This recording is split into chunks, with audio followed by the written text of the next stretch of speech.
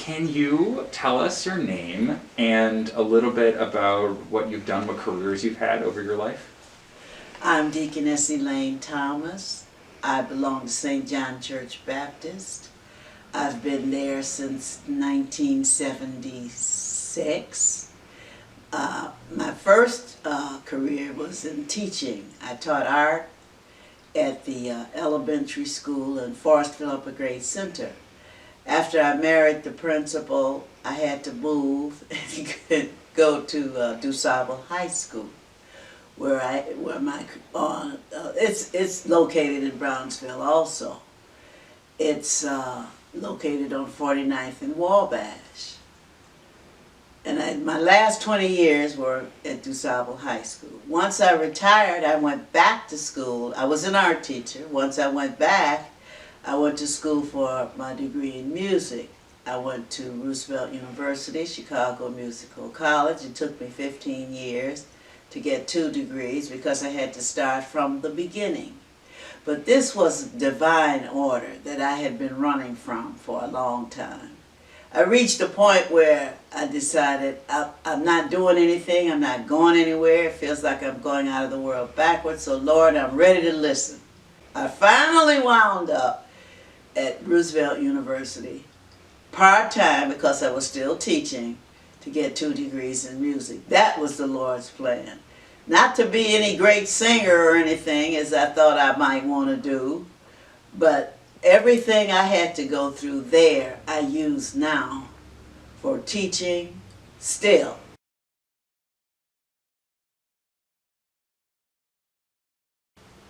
I remember being able to come from school, elementary school, go to the Abraham Lincoln Library. I'm not even sure if it's still there now, where a woman would read to us. We'd sit on the floor around her, and she would read to us. This was every day after school. I also remember being able to play tennis in the back there. They had tennis for children. Oh, then there's Madden Park where we could run track, the YMCA. This was on 39th Street. The YMCA. I remember being able to have a class called millinery, where we studied about how to cover a pillbox hat. That was my first experience. But there was no just out in the streets after school. We had those places to go.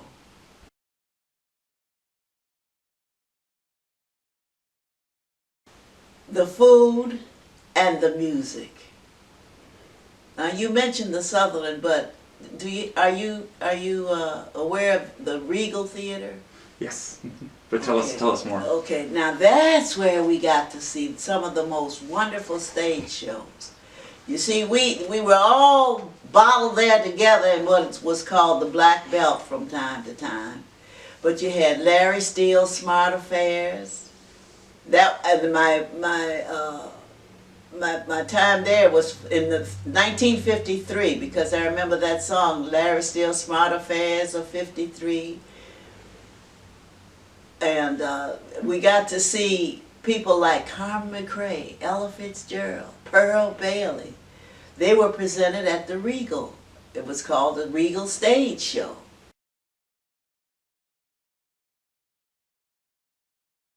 My maternal grandmother was raised in an orphanage, and she was a classical musician. They gave her a classical education, and it is because of her that my music background took off. As a kid, I don't know, maybe 10, 11, maybe 12 years old, she brought, when she left my grandfather and came to live with us, she had a record that was called Rauschen der Strom. And I didn't know it was German at the time, but when I met that song again years later, it hit me like a ton of bricks. I saw that as the Lord's, how shall we say it, how the Lord foreshadows what's going to happen. And I look back and see that as a foreshadowing, because I had to do that particular song in German for one of my graduate recitals.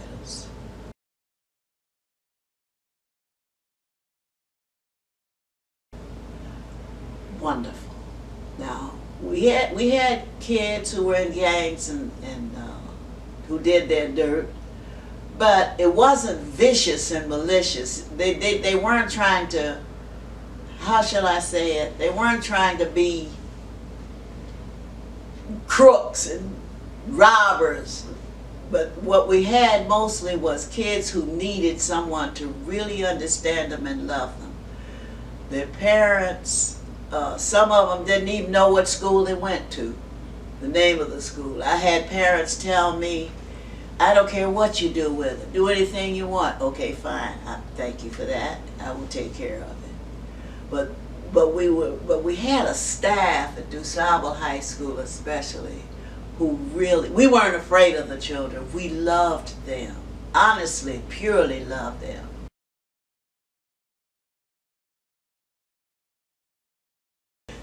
Our proms, my high school proms, were held at the Parkway. That's where we had to go.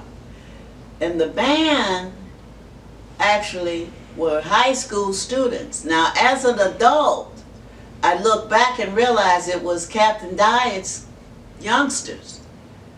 We thought they were a professional band hired to come and play for our prom, but it wasn't. They were high school. They were high school band members. Captain Diet was before my time, but that's what hard taskmasters do. But he also decided that the kids, if you were going to be in this great band, your parents had to take you to private lessons first. He did not just accept people to just be in the band. You had to have musical background. I think that's part of what caused them to be such a great band of teenagers.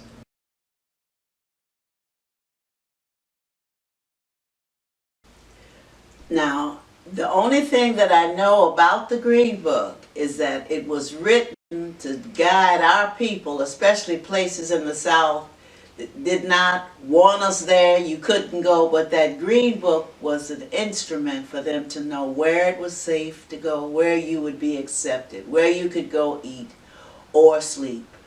And that's the most I know about it.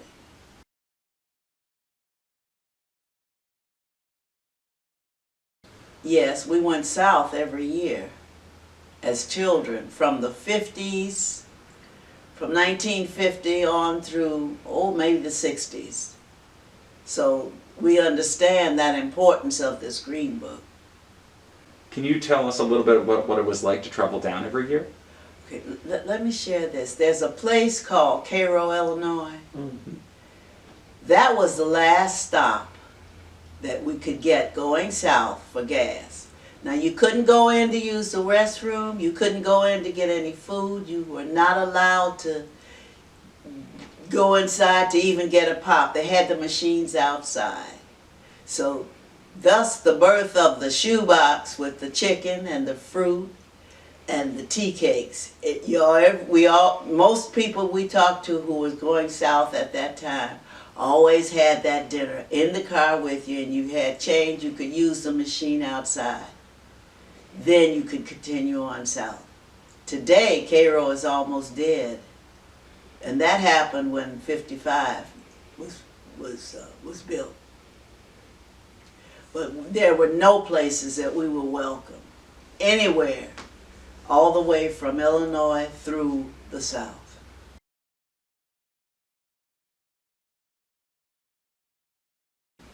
Cleveland, Mississippi, Clarksdale, Mississippi, Tupelo, we had relatives in those various places, and that was the reason for going.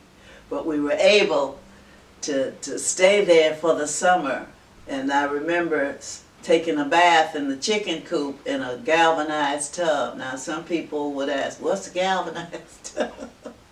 But that's where my grandmother heated the water from a pump on a stove, brought it in a kettle out to the chicken coop to be able to get your bath.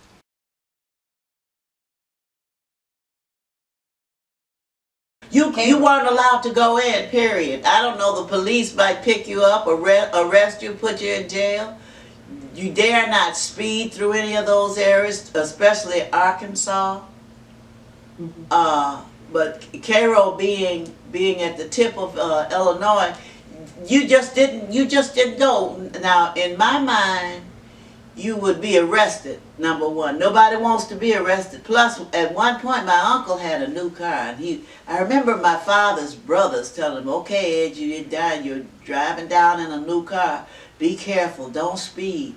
As soon as you get your gas in Cairo, hurry up and get out of there. Don't sit there too long." But there was a fear, a terrible fear, that something bad would happen. And I don't have any imagination what it could be. Anything from hanging and being burned at a tree, maybe, even. But that's just how it was. But we knew to get on through, be sure not to speed. You don't want to be stopped. But that 41 South was the route to going down south. And Cairo was the last stop you could get gas.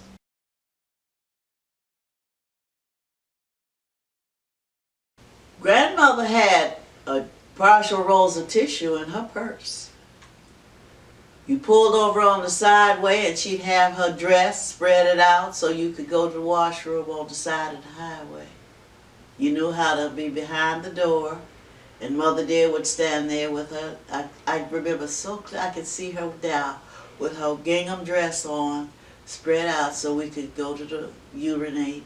She'd go into her purse. She'd have it in her hand because she put it in her pocket and give it to you and you had it.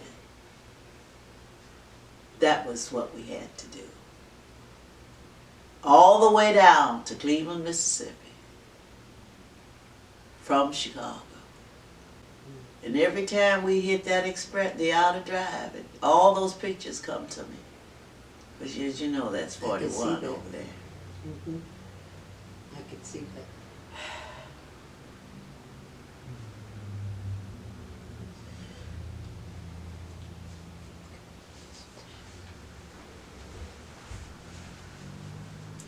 I just think about the love that a family had to show each other, to protect each other through all of this, and bring kids through all of this.